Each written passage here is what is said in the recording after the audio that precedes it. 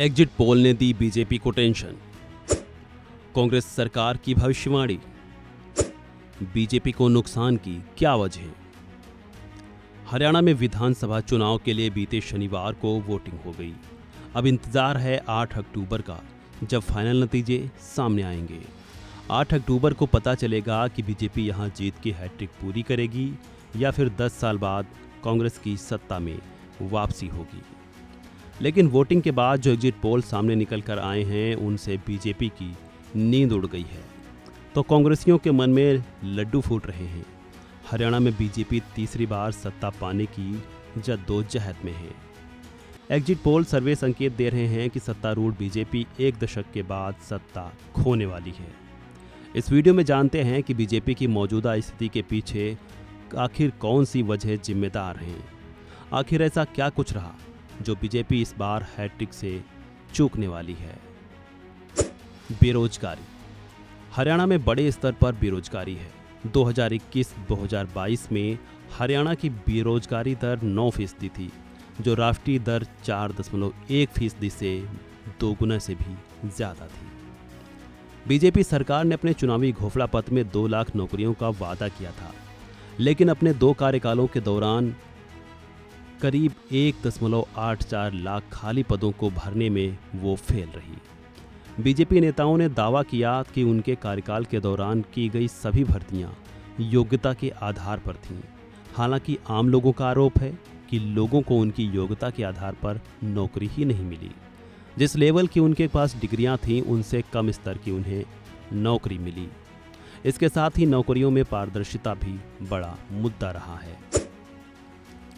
खट्टर के e governance सुधार उल्टे पड़ गए।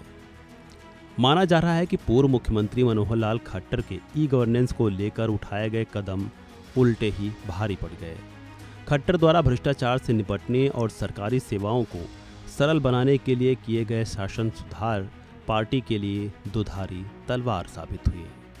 राज्य सरकार ने परिवार पहचान पत्र, संपत्ति पहचान पत्र, मेरी फसल मेरा ब्यौरा, ई क्षतिपूर्ति, टेंडरिंग और भावांतर भरपाई योजना, पेंशन सहित कई ई पोर्टल की शुरुआत की थी।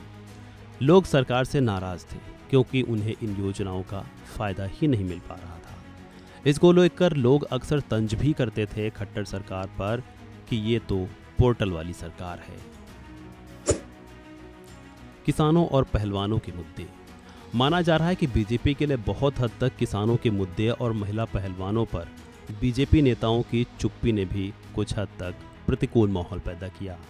जिस तरह से महिला पहलवानों के साथ दिल्ली में व्यवहार किया गया, उससे भी खापों को नाराजगी हुई।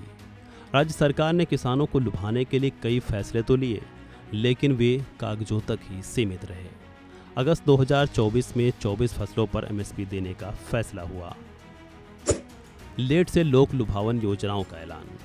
राज्य सरकार ने सरकारी भर्ती में 10% आरक्षण, आयु में छूट और रिटायर्ड अग्निवीरों को बिजनेस के लिए 5 लाख रुपए तक ब्याज मुक्त लोन देने का ऐलान किया। इसके बाद ही बीजेपी के लिए यह हकीकत नहीं बन सका, क्योंकि इसका ऐलान चुनाव से ऐन कुछ वक्त पहले किया गया।